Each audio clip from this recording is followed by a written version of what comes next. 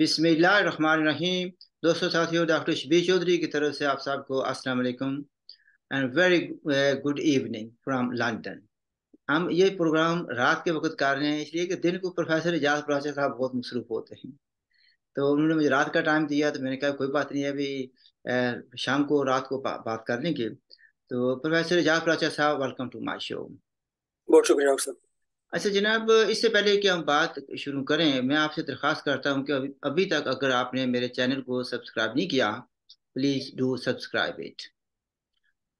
पिछले दिनों मैंने और एजाज प्राचा साहब ने जो प्रोग्राम किया था, यानी जो हमारा इससे पहले वाला प्रोग्राम है, उसमें जब हमने जियो पोलिटिकल सिचुएशन डिस्कस की थी, तो वहाँ पर हमने ये भी कहा था कि यूक्रेन की जो जंग है ये तबादला अख्तियार कर रही है, ये यानी एक ऐसा बन गया कि अब ये न्यूज़ नहीं रह गई एक लिहाज से। और हमने ये लफ्ज़ इस्तेमाल किया था कि जो इंटरनेशनल इस्टेब्लिशमेंट है, या जिन लोगों को लड़ाइयाँ जो सूट करती हैं, जिनका बिजनेस है लड़ाई कराना, और लोग मरे तो उनका बिजनेस ठीक चलता है, तो हमने ये कहा था कि उनको न्यू वॉर थिएटर की ज़रूरत है। और हमने ये भी कहा था कि दो जगह हो सकती हैं, एक है कि साउथ एशिया, दूसरा ये कहा था कि पॉसिबल है कि मिडिल ईस्ट हो जाए। पता नहीं हमारी जुबान काली है या हमारी सोच या हमारा तजर्बा ठीक है, हमारी जो प्रिडिक्शन है वो ठीक है। उसके देख लें कि उसके 7-8 दिन बाद जो कुछ हुआ कल, वो आपको मालूम है कि हमास और इसराइल की शदीद जंग शुरू हो गई है, लड़ाई शुरू हो गई है। और पहली बार इसराइल को इतना बड़ा झटका लगा है। तो we take it from there. आपने सब ने खबरें देखी हैं, न्यूज़ देख रहे हैं, one of the biggest news. और जो फ्यूचर में भी पता नहीं कितना खतरनाक होगा। विल आस्क प्रोफेसर एजाज प्राचा। एजाज प्राचा साहब, आपने बात मेरी सुनी, इंट्रोडक्शन, और जो बातें हमने उस दिन की थी, उसके तनाजुर में भी देख लें, और ये भी बताएं कि ये जो हमला किया गया है, इतनी सीक्रेटली किया गया है कि किसी को पता नहीं चला, और इतना शदीद किया गया कि कितनी कैजुअलिटीज हुई हैं on the Israeli side. Floor is yours Ejaz Pracha साहब। बिस्मिल्लाहिर्रहमानिर्रहीम। बिल्कुल ठीक फरमाया डॉक्टर साहब आपने कि इसराइल के ऊपर तीन तरफ से हमला हुआ है। बरी यानी जमीनी फौज की तरफ से, और समुद्री तरफ से, और हवाई तरफ से, तीनों तरफ से हमला हुआ है। और बल्कि ये देखें कि उनके सैकड़ों फाइटर्स अंदर घुस गए हैं हमास के, और उन्होंने जो दरमियान में उन्होंने बॉर्डर लगाया था इसराइल और गजा की पट्टी के बीच में, वो तोड़ के वो घुस गए हैं। और इस पे ही बस नहीं किया, बल्कि उन्होंने हवाई ड्रोन्स का इस्तेमाल किया, ड्रोन्स का और पैराग्लाइडर्स का इस्तेमाल किया। यानी ड्रोन्स के जरिए धमाके करवाए गए अंदर भेज के, रिमोट कंट्रोल के जरिए। बड़ा सोफिस्टिकेटेड और बहुत ज्यादा तैयारी से ये हमला हुआ था। और इसके ऊपर मैं समझता हूँ कि कई महीने खर्च हो गए होंगे कि जिस तरीके से मुनज़्ज़म हमला किया गया। फिर उन्होंने जंगजू पैराग्लाइडर्स के जरिए भी उतारे उस बाढ़ की उस तरफ जहां पे इसराइल है, इसराइल और उसके बीच में जो पट्टी है, उसके दूसरी तरफ उन्होंने जंगजू पैराग्लाइडर्स उतारे, और उन्होंने वहां पे बहुत ज्यादा तबाही फैलाई। और ये भी याद रखें कि एक ही गो में उन्होंने 7,000 रॉकेट फायर किए। 7,000 रॉकेट बहुत ज्यादा रॉकेट है डॉक्टर साहब, जो कि कभी भी आज से पहले नहीं हुआ था। और 8 पॉइंट्स को उन्होंने हिट किया। बहुत ही मुनज़्ज़म मनसूबाबंदी से किया गया ये हमला था।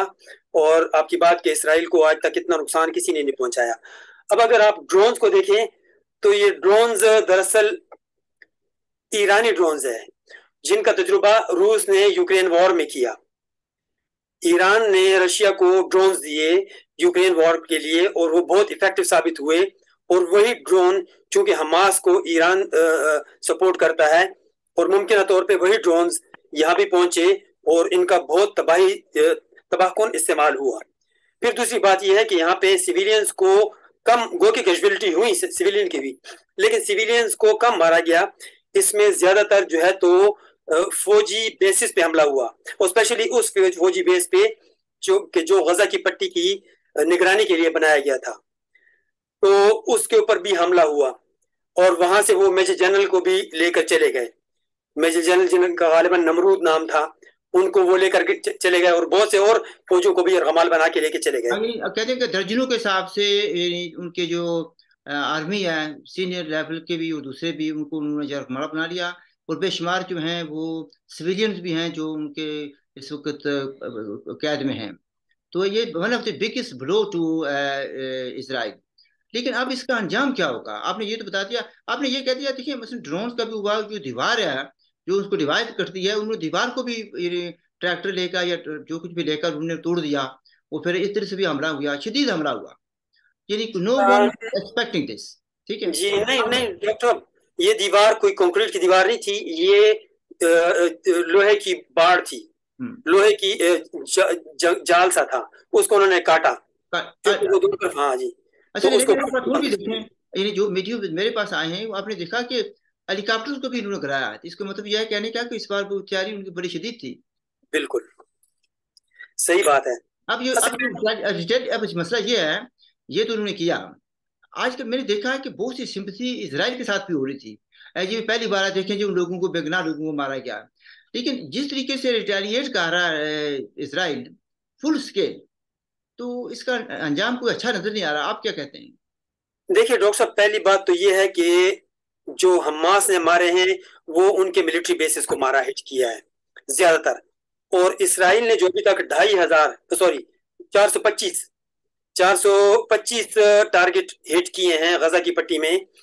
और वो 425 जो है सिविलियन इमारतों में घिरे हुए थे। तो जाहिर बात है कि वहां पे सिविलियन कैजुअलिटी ज्यादा हुई होंगी। अगर वो 800 से 1200 तक इसराइली मारे गए हैं, तो फलस्तीनी इससे ज्यादा मारे गए होंगे यकीनन। अभी गिनती चूंकि मुमकिन नहीं है जंग के दौरान है, प्राची तो साहब हम एक बात है, से कहीं आप correct me if I am wrong, या अपनी ओपिनियन तो दे सकते हैं।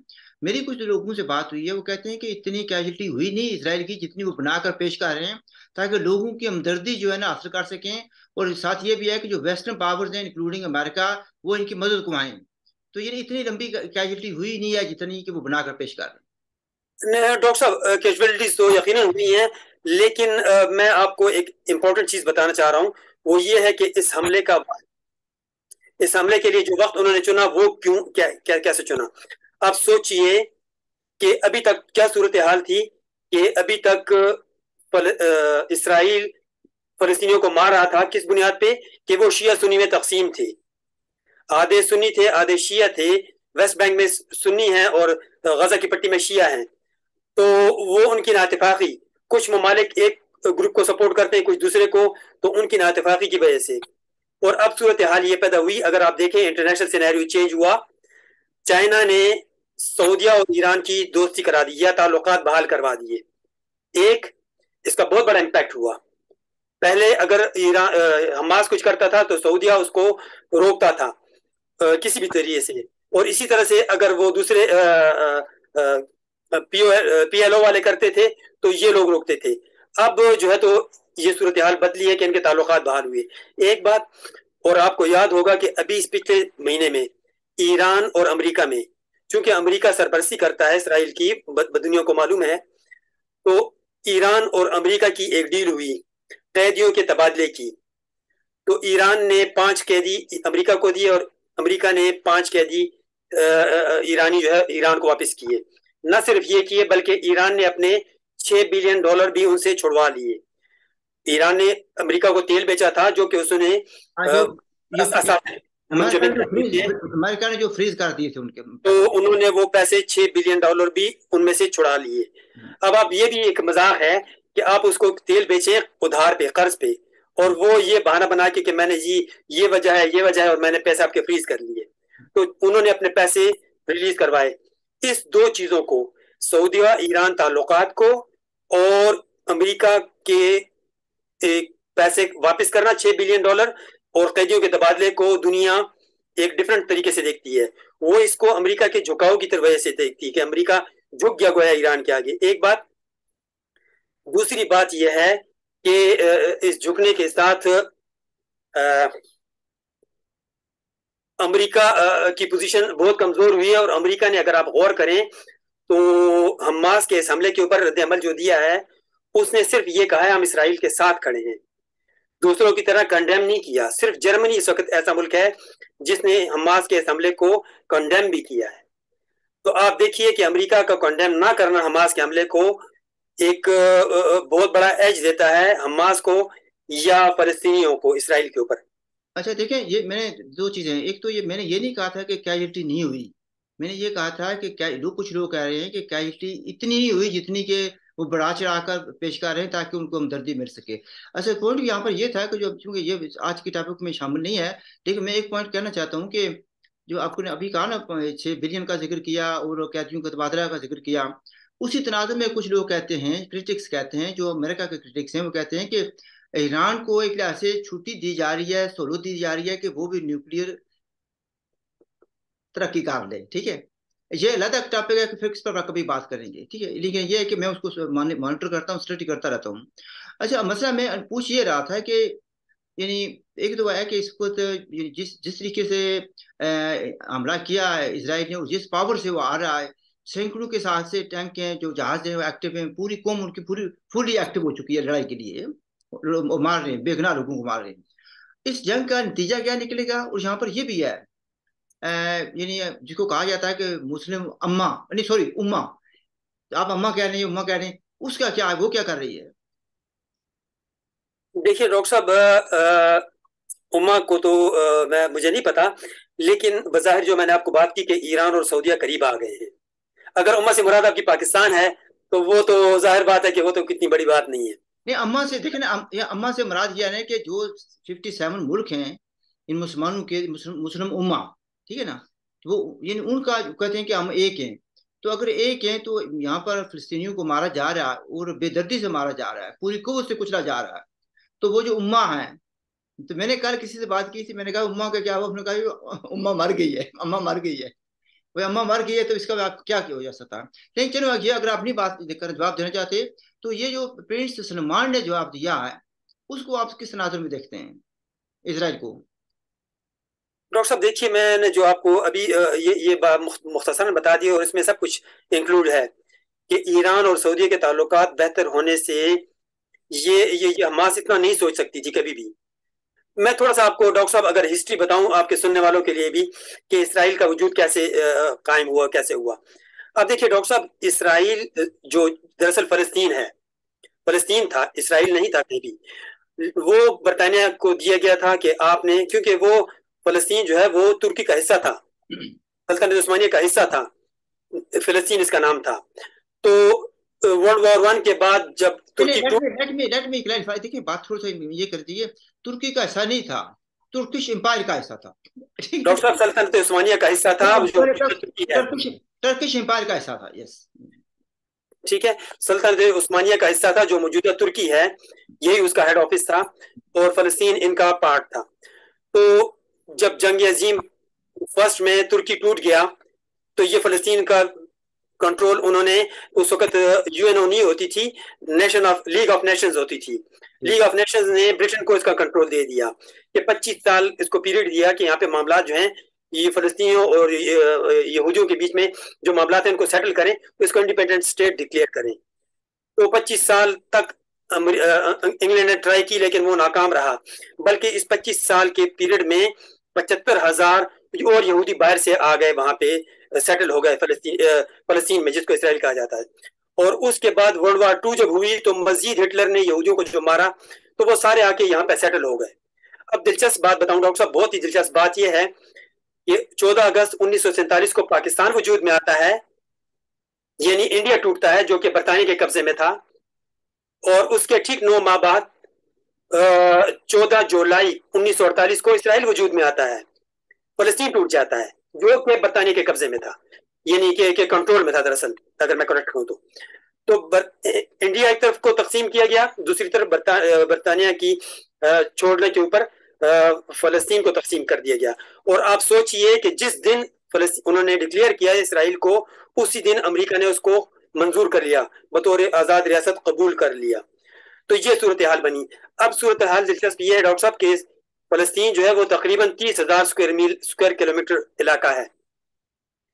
तो इसराइल ने एन बीचों बीच 22,000 मील का इलाका कब्जा कर लिया, और एक तरफ जो है तो फलस्तीनियों को फेंक दिया, निकाल दिया, और दूसरी तरफ निकाल दिया। एक तरफ को कहते हैं गजा की पट्टी, जो कि 10 मील चौड़ी 50 मील लंबी है, समंदर के साथ लगती है एक तरफ से, दूसरी तरफ इसराइल के साथ लगती है। और उसके अपोजिट दूसरी तरफ बॉर्डर जो है वो वेस्ट बैंक उसको कहते हैं, वहां पे भी फलस्तीनी चले गए। तो जो वेस्ट बैंक में चले गए वो सुन्नी है ज्यादातर, और जो गजा की पट्टी में आ गए वो शिया हैं।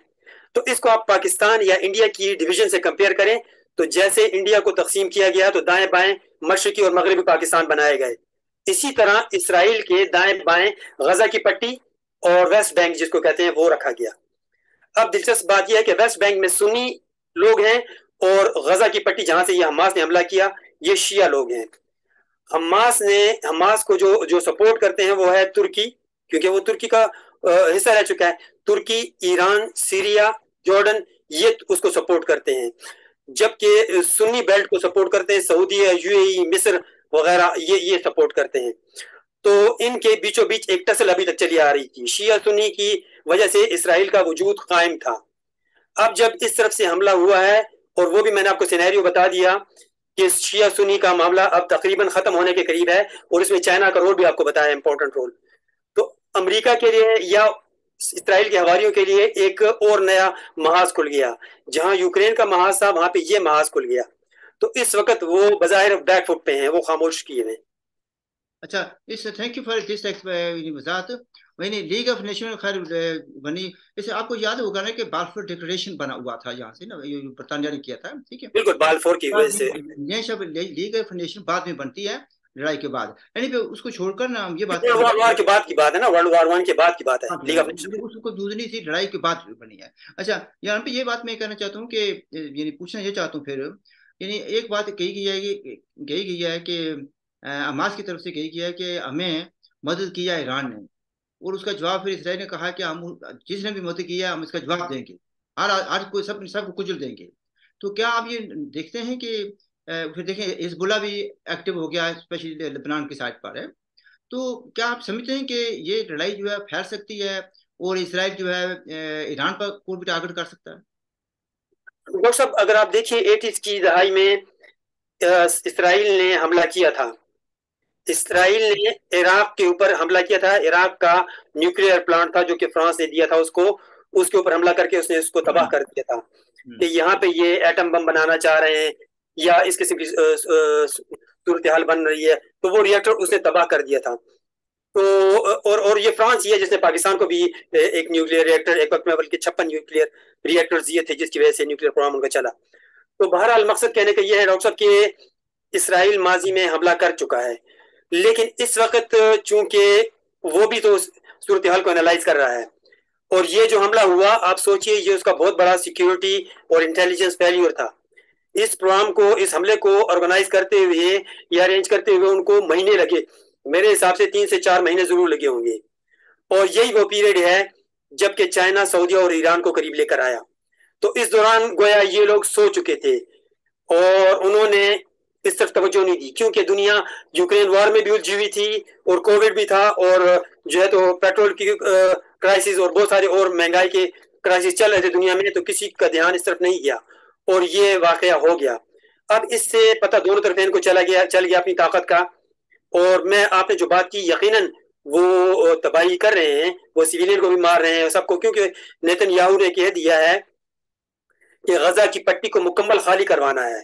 इसका मतलब फलस्तीनियों को बिल्कुल समंदर में फेंक, पीछे तो उनके समंदर है, यानी वो जो एरिया है गजा की पट्टी जिसको कहते हैं, जहाँ पे ये फलस्तीनी जमा है लेफ्ट और राइट पे इसराइल के, तो वो 10 मील है। सवाल ये था कि क्या ईरान को भी टारगेट किया जा सकता है? जो आपने इराक की बात की है ना, इराक की डिफरेंट थी, ईरान जो है ना इराक नहीं है। ईरान नहीं सोच सकता जी, इसराइल ईरान पे हमला करने का मौजूदा सूरत हाल में तो बिल्कुल नहीं सोच सकता, वैसे भी वो नहीं सोच सकता था, लेकिन मौजूदा सूरत हाल में बिल्कुल नहीं सोच सकेगा कि खास तौर पे कि जब सऊदिया और ईरान एक दूसरे के करीब आ रहे हैं।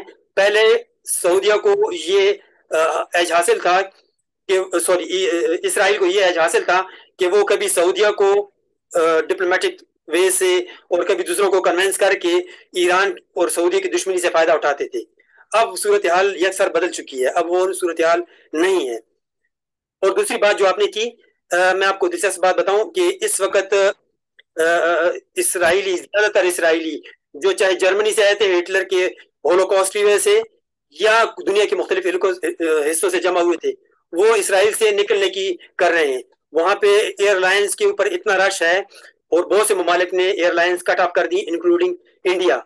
इंडिया ने भी अपने हवाई जहाज मुनक़ता कर दिए इसराइल के साथ। ऐसी सूरत हाल में कोई भी अपने एयरलाइन को या क्रूज को खतरे में नहीं डालेगा। तो सूरत हाल ये है कि इस वक्त इसराइली खुद अपना मुल्क छोड़ने के लिए कोशिश कर रहे हैं। तो इसराइल ईरान हमले का नहीं सोच सकता। अच्छा, ये देखिए, मैंने एक सवाल ये किया था कि क्या ये लड़ाई है मसलन अब यहाँ तक नहीं रहेगी, ये जा सकती है, लेबनान में तो ऑलरेडी शुरू हो चुकी है ना, तो क्या इसका मजीद आगे बढ़ने का इम्कान है? यानी यहाँ से किसी बड़ी जंग का खतरा तो नहीं है? डॉक्टर साहब, लबनान या बेरूत, दरअसल आपको पता है कि वहां पे 70%, 60-70% ईसाई हैं पॉपुलेशन। ये ठीक है कि गवर्नमेंट में या एस्टेब्लिशमेंट में मुसलमान अक्सरियत में है और वहां पे कंट्रोल उनका है, और हिजबुल्लाह वहां का मिलिटेंट ग्रुप है जो कि मतलब जिसको गवर्नमेंटल सपोर्ट भी हासिल है, और सीरिया भी उसको सपोर्ट करता है, और ईरान। यही चार ममालिक जो मैंने आपको 4-5 ममालिक बताए, तुर्की हो गया, ईरान हो गया, सीरिया, कतर तक, कतर भी उसको सपोर्ट करता है शिया ग्रुप्स को। तो ये सपोर्ट करते हैं उनको। तो वहां से पहले भी लबनान से हमले होते थे। दरअसल डॉक्टर साहब बात यह है कि जब इसराइल बन गया ना, तो ये दो पार्ट बन गए इसके अंदर, जो जो फलस्तीनियों के उन्होंने निकाल दिए। एक को वेस्ट बैंक कह दिया, दूसरे को गजा की पट्टी कह दिया। फलस्तीनी यहाँ पे आबाद थे, लेकिन इनको कंट्रोल करते थे ये ममालिक जो कतर है, इजिप्ट, कतर है, और या ईरान, सीरिया वगैरह, यहाँ से वो मैनेज कंट्रोल होते थे। लेकिन 1967 की जंग के बाद इसराइल ने इनका कंट्रोल ले लिया। अब इसराइल खुद इनको कंट्रोल करता है, यानी चाहे इनके एडमिनिस्ट्रेटिव मामले हो, ये जो गजा की पट्टी है उसको तो डिफेंस भी खुद इसराइल ने अपने जिम्मे लिया हुआ है। यानी फलस्तीनी गोया कठपुतलियों की तरह से जिंदगी गुजार रहे हैं। जो भी होता है अभी, जैसे बिजली की सप्लाई उन्होंने काट दी गजा की, अच्छा, और इसी तरह बाकी सहूलियात मुनक़ता कर दी। ये बताएं कि जो दुनिया की सबसे बहादुर फौज है, जिसने कोई जिंदगी में कोई जंग नहीं हारी, जो कि किला है इस्लाम का, जो कि सलार है पूरी उम्मा का, उनका रद्द-ए-अमल क्या है जो फिलिस्तीनियों को मारा जा रहा था? ये तो आपको भी पता है, मुझे भी पता है कि उन्होंने फिलिस्तीनियों को बड़ी बहादुरी से मारा था 1970 में। तो लेकिन इस वक्त जब कि इसराइल मार रहा है फिलिस्तीनियों को, तो आपके ये इस्लाम का जो किला है, न्यूक्लियर पावर है दुनिया की, मुसलमानों की, तो वो क्या कर रही है? उनकी पॉलिसी क्या है? उनका यानी उनकी हिकमत अमली क्या है? डॉक्टर साहब ये मैं तो नहीं कहूंगा, लेकिन मैं इल्ताफ हुसैन का, एमक्यूएम का इल्ताफ हुसैन है लंदन में, उसका बयान कोट अनकोट मैं आपको बताऊंगा। अच्छा। उसने ये कहा था कि जब वर्ल्ड वॉर 2 हुई और तुर्की पे जब हमला हुआ, ये सारे यूरोपियन सब लोगों ने सल्तनत उस्मानी पे हमला किया था ना, तो उस हमले में जो इंडिया की फौज थी, उस वक्त इंडिया बरतानिया के जेर तसल्लुत था, तो इंडिया की फौज, जिसमें यही पाकिस्तानी मौजूदा फौज है, ये गई थी और तुर्की के ऊपर और फलस्तीन के ऊपर इन्होंने गोलियां कहते हैं चलाई थी। वो ये मैं आपको इल्ताफ हुसैन का बयान सुना रहा हूँ, उस वक्त की बात कर रहा हूँ। तो अब तो मुझे इनकी पॉलिसी का नहीं पता, क्योंकि इनकी पॉलिसी तो पिछली कई दहाइयों में, 4-5 दहाइयों में 6-7 बार बदली है। कभी ये अमेरिका के साथ हो जाते हैं, कभी ये चाइना की तरफ चले जाते हैं, कभी ये रशिया की तरफ चले जाते हैं, कभी ये सऊदिया, ईरान की तरफ चले जाते हैं। अब जैसे आप देखिए कि सऊदिया और ईरान के बीच में जो शिया सुन्नी की चल रही थी, उसकी कीमत पाकिस्तान ने अदा की। कितने शिया और कितने सुन्नी मारे गए। ईरान और सऊदी की प्रॉक्सी वार थी। तो जबकि सऊदिया और ईरान करीब आ गए हैं, तो ये सोचे पाकिस्तान के जो शिया सुन्नी है कि उन्होंने जाने किस मकसद के लिए दी। चले ईरान और सऊदी का तो अरबी आजमी का या कुछ और मसाइल होंगे, तो पाकिस्तान में जो शिया सुन्नी मारे गए वो किस खुशी में मारे गए। देखिए, जो आपने कहा सेकंड वर्ल्ड वॉर में, मैं आपसे अग्री करता हूँ कि इंडिया की जो यानी ब्रिटिश इंडिया की जो फोर्स थी, वो बिल्कुल मिडिल ईस्ट में लड़ी है जर्मन के खिलाफ और तुर्की के खिलाफ, ठीक है। और इसके अलावा जापान के खिलाफ में भी वो लड़े हैं, ठीक। हमें बिल्कुल। इसका पता तफसील है। मैं ये कह सकता हूँ कि उस फौज में मेरे वालिद साहब भी थे, अल्लाह उनको जन्नत नसीब करे, ठीक है। हाँ, अच्छा, मैं सिर्फ ये कहना चाहता हूँ कि आया पाकिस्तानी सिर्फ बलोचों के साथ ही लड़ते रहेंगे, या अफगानियों को अपने मुल्क से बेदखल करने की पॉलिसी पर रहेंगे, या इनका कोई इस वक्त मौका या कोई बयान आपकी नजर से गुजरा, यानी कोई ऐसा कोई जिससे कोई हिम्मत हो या कुछ हौसला अफजाई मिल रही हो? डॉक्टर साहब, आपकी बात को आगे बढ़ाते हुए देखिए, मैं तो ये सोच रहा था कि अगर ये कुछ फलस्तीनियों को हिम्मत दें या ना दें, उनका हौसला बढ़ाएं या ना बढ़ाएं, कम से कम पाकिस्तानी इस्टेब्लिशमेंट के लिए ये बहुत ज्यादा सोचने का वक्त है। इस हमले से वो कम से कम दो चीजें सीख सकते हैं। पहली चीज ये है कि अफगानी जो पाकिस्तान में महाजिर बन के आए, वो भी मुसलमान है, पाकिस्तानी मुसलमान है। इसी तरह से आ, यहूदी महाजिर बन के फलस्तीन में आए थे। वर्ल्ड वॉर 1 और वर्ल्ड वॉर 2 के बाद महाजिर बन के आए थे। और वो जो अरबी के ऊंट वाली कहावत है कि आस्था करते करते अरबी का पूरा पूरा ऊंट खेमे के अंदर घुस गया और अरबी को बाहर निकाल दिया। तो उस तरह से अगर आप देखिए, ये यहूदी महाजिर बन के आए थे फलस्तीन में, इन्होंने खेमा बस्तियां बनाई, फिर यहाँ पे पक्की बिल्डिंगें बनाई, फिर उनको फलस्तीनियों को निकाल दिया। अब उसकी वो दलील क्या देते हैं, जवाब क्या पेश करते हैं कि जी यहाँ पे आज से 2000 साल पहले हमारे औलिया और जद्द अमजद रहते थे, तो इसलिए फलस्तीन यहाँ से निकल जाएं 2000 साल कबल। जबकि वो ये भूल जाते हैं कि पिछले 400 साल में, यानी 1514 से लेके तो 1917 तक तुर्की के जेर तसल्लुत हो रहा है, वहां पे मुसलमानों की हुकूमत और मुसलमान रहे। और वो पिछले 400 साल से वहां जो लोग फलस्तीनी रहते आए हैं उनको कहते हैं आप निकल जाएं, और ये हमारे 2000 साल कबल हमारे यहूदी अजदाद यहाँ पे थे, तो ये हमारी मिल्कियत है। अच्छा तो पाकिस्तान के लिए सोचने का मकान ही है। लेट्स हिस्ट्री हमने बहुत बयान कर दिया। आज मैं ज़्यादा चाहता था कि करंट अफेयर्स पर रखा जाए इसको। अच्छा, मुझे ये बताएं कि जो वेस्टर्न कंट्रीज हैं उनका, यानी let's call it this way, कि जो इंटरनेशनल कम्युनिटी है उसका रद्द-ए-अमल क्या है?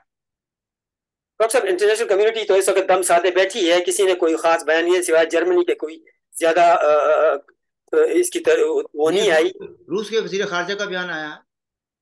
डॉक्टर साहब, वो रूस का वजीर खारजा ने यकीनन बयान दिया है, लेकिन डॉक्टर साहब आपको पता है कि जो इंडिया का बयान आया है। जैसे हम अक्सर बात करते हैं कि रूस, चाइना, सऊदीया, ईरान और इवन पाकिस्तान को भी इंक्लूड कर लें, ये अब वेस्ट और ईस्ट की एक किस्म की जंग बन चुकी है। चाहे वो यूक्रेन वॉर हो, चाहे वो इसराइल की ये वाली जंग हो। तो इसमें अभी कुछ कहना भी कुछ भी खबर इस वक्त हुआ। लेकिन मैं पाकिस्तानी स्टैब्लिशमेंट के हवाले से जो आपने क्वेश्चन रेज किया, मैं दो पॉइंट्स ये बताना चाहूंगा। एक ये कि अफगानी जिस तरह से आए हैं और जिस तरह से वो दावा कर रहे हैं ड्यूरल लाइन हटाने का और जेहलम तक का दावा कर रहे हैं, तो कहीं ये सूरत हाल ना बन जाए, उनको इस वाकये से सीखना चाहिए। और दूसरा, जो आपने बलोचों का जिक्र किया कि जिस तरह से बलोचों के वसाइल के ऊपर कब्जा कर रहे हैं और किसी न किसी वसाइल तरीके से तो अपने लिए ये भी प्रॉब्लम उठा रहे हैं, बिल्कुल उसी तरह से जैसे आप किसी को दीवार से लगाएंगे वहां पे हमला करेगा। इसराइल ने हमास को समंदर के साथ लगाया, दीवार तो नहीं की पीछे समंदर था, समंदर में धकेल दिया, तो उनको हमला करना पड़ गया। तो पाकिस्तानी स्टैब्लिशमेंट के लिए दो मौके हैं सोचने के, एक अफगान फ्रंट का और एक बलूचिस्तान फ्रंट का। यार अगर यहाँ पर ये भी कह देते हैं कि जिसको सो कॉल्ड आजाद कश्मीर कहते हैं, यहाँ भी अमन नहीं है, गड़बड़ है, एहतियाज जो हो रहे हैं, कोई जो दिन खाली नहीं जाता, तो वो भी लोग कुछ ना कुछ मांग रहे हैं, जाति मांग रहे हैं, लोग अपने हकूक मांग रहे हैं, और वो कहते हैं कि राइट टू लाइफ मिलना चाहिए हमें भी। इस पर भी कुछ फरमा दें। डॉक्टर साहब, ये बिल्कुल ऐसा ही है जैसे अभी आपने बात की ना। देखिए, तकसीम, ये डिवाइड एंड रूल की सब रिजल्ट्स हैं। तकसीम हिंद को देख लें, पाकिस्तान, इंडिया, बांग्लादेश। फलस्तीन की तकसीम को देख लें, फलस्तीन और ये कश्मीर की तकसीम को देख लें, इंडियन कश्मीर और पाकिस्तानी कश्मीर। तो ये सब जो है तो वर्ल्ड वॉर 2 के समरात हैं, ये समझ लें। तो ये यकसा है, फलस्तीन और कश्मीर में कोई ज्यादा फर्क नहीं है। जो कश्मीर में फलस्तीन में जुल्म ज्यादती हो रही है, उसी तरह की जुल्म ज्यादती कश्मीर में भी हो रही है, और उनको भी अपने हकूक मिलने चाहिए। और वो भी मतलब है कि वहां के जो पैदाइशी लोग हैं उनका हक है। ये कश्मीर से मुराद श्रीनगर है या जम्मू कश्मीर पूरे की रियासत की बात कर रहे हैं आप? जैसे आप कहते हैं जम्मू कश्मीर और गिलगित बिल्तिस्तान बशमूल GB। ओके जनाब, थैंक यू वेरी मच। सो ये प्रॉब्लम्स सिर्फ फलस्तीन में नहीं है, जम्मू कश्मीर में भी प्रॉब्लम है, on both sides of the divide. Pakistan में भी हैं, जम्मू कश्मीर भी हो गए, बलोचिस्तान में भी हो गए, KPK में भी हो गए, और जगहों पर भी हैं। We leave it at that. नाज़रीन, आपने बातचीत सुनी। आई होप कि you have learn few things. I hope कि जो हमने एनालिसिस किया, इंडिपेंडेंटली एनालिसिस किया, और यकीन जाने कि प्राचा साहब के साथ मेरी थोड़ी देर पहले बात हुई थी, तो उन्होंने कहा था जी ठीक है मैं अवेलेबल हो जाऊंगा, हो गए। वंस अगेन प्राचा साहब, थैंक यू वेरी मच। और नाज़रीन, मैं आपको यकीन दिलाता हूँ कि इंशाल्लाह हम आपको यानी इंडिपेंडेंटली आपको अपडेट करते रहेंगे कि क्या हो रहा है, बिहाइंड द सीन्स क्या हो रहा है। We leave it at that. हमारी तरफ से खुदा हाफिज एंड लुक आफ्टर योरसेल्फ।